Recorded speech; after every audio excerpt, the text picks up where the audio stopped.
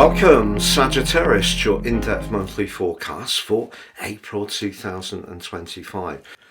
It's a pleasure to work with you. If you'd like to work with me directly, please check out my testimonials below for my one-to-one consultations.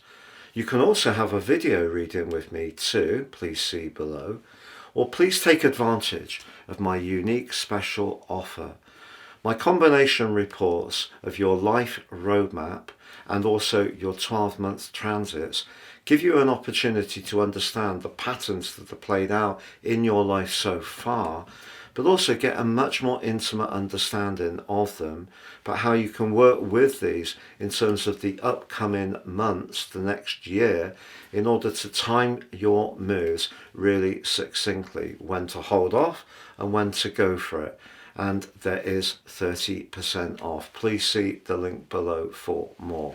We had a dash of excitement at the end of last month with that stunning solar eclipse, which for you is in the 5th house. That's where you can set your passions free over the next half year. But of course also Neptune, the planet of inspiration and imagination, moved into Aries too. So you're set fair as you come into this new month, not least because Jupiter, your ruler in your sector of relationships, forges a stunning alliance to the Sun through the first 10 days of the month broadly. Jupiter is about positivity, it's the greater benefit. The Sun in the sign of Aries is very much about going for what feels right for you, what inspires you. And of course the Sun's exalted in Aries. So the combination between Jupiter and the Sun in a sextile is one of astrology's most enabling links. Now the 5th house can be about your social situation, the 7th house about relationships. The two can work so well together, particularly with the urgency that that solar eclipse creates. What's not to like?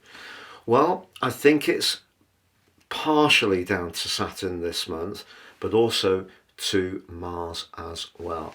Ironically, the two malefics, Saturn the greater, Mars the lesser. In the case of Saturn, for the last couple of years, it has brought potentially some rather challenging moments around home, family, emotion.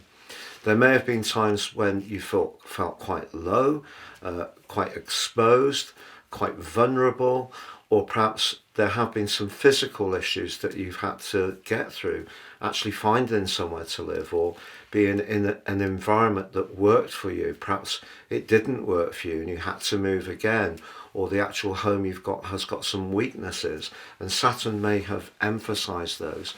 But at the start of this month, Mercury and Venus, very much about the conversation and how we relate, are in the sign of Pisces, which is where the strict Saturn has been for 2 years. And despite the warmth at the top end of this month for you, Sagittarius, you are going to need to be mindful of how things feel and how things are in terms of security because of the role of Saturn. Because on the 7th and the 25th, Saturn brings a cold chill to Venus. Now Venus does go direct at the heart of the month on the 13th, Mercury too on the 7th, and they're actually collaborating well at the start of this month. So if you wanted to start a business from home, Saturn can be very much about structuring things. Venus and Mercury in the 4th house, brilliant for some kind of enterprise. It could be a sideline, maybe a part-time role, juggling around another job you have, or children, or looking after older parents. But that 4th house energy needs to work well for you. So there's a lot of effusive, bubbly and outgoing stuff the top end of the month, but it's how it feels. If you're really in touch with staying safe and strong about protecting your emotional world, there's lots to go for this month. But if you let your guard down a bit too soon, it's not necessarily going to be for the best. And one of the examples of that is the Sun's combination with Chiron through the 9th to the 16th really is encouraging you to showcase talent, flair, imagination, artistry, but also perhaps to have some fun socially. But Chiron can be where we can light up other people's existences, but where we feel we're not getting much back. So if you don't have a romantic relationship in your life at the moment, and you really would like to have one, and I know from people's comments, not everybody wants a relationship, but if that's something you are aspiring to and it's not there for you, the Sun Chiron conjunction and Venus and Saturn combining can make you very conscious of what you're not getting, and that's not necessarily very easy. I just want to tell you, however, that the full moon, which occurs, is in the sign of relating on the 13th, on the day that Venus goes direct, the 13th. But that full moon in Libra goes across the heavens to confront the sun in your 5th house. So as much as we can connect with people, socialize, the role of Mars is mightily important, because I think, particularly if you would like to have a relationship, the fact that Mars comes in to connect with that full moon in a T-square could see you over the following 2 weeks kind of tempted towards someone who's got a very powerful, alluring energy, someone you may find utterly magnetic to be around.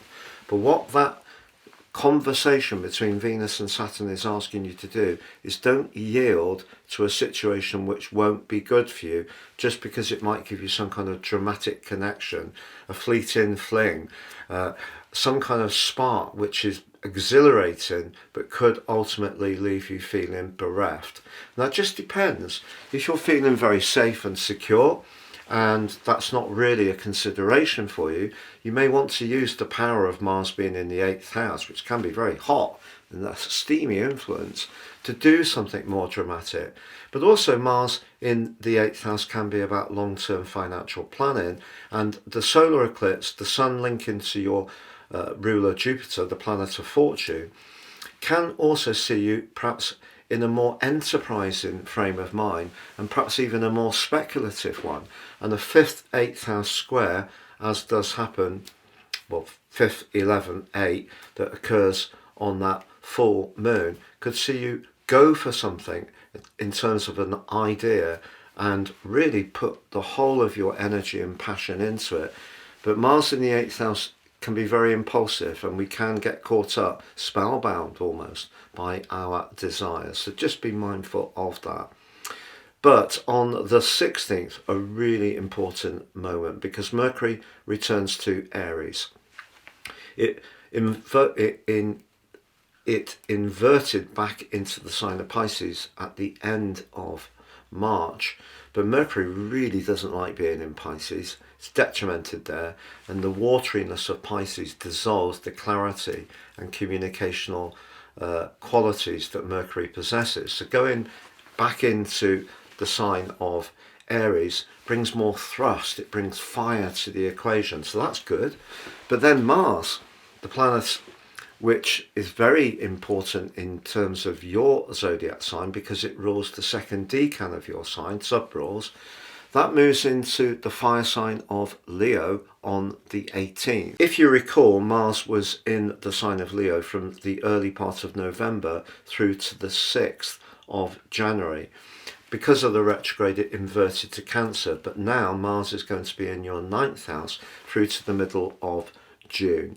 If you have been thinking that you'd like to go on some kind of big journey, maybe go to a festival, maybe travel longer and further afield, maybe do the trip of the lifetime, or maybe break out of something that has been very limiting for you, you reach a crunch point because freedom and independence are such important parts of your makeup, because on the 19th of this month we have the sun moving into your sector of practicalities.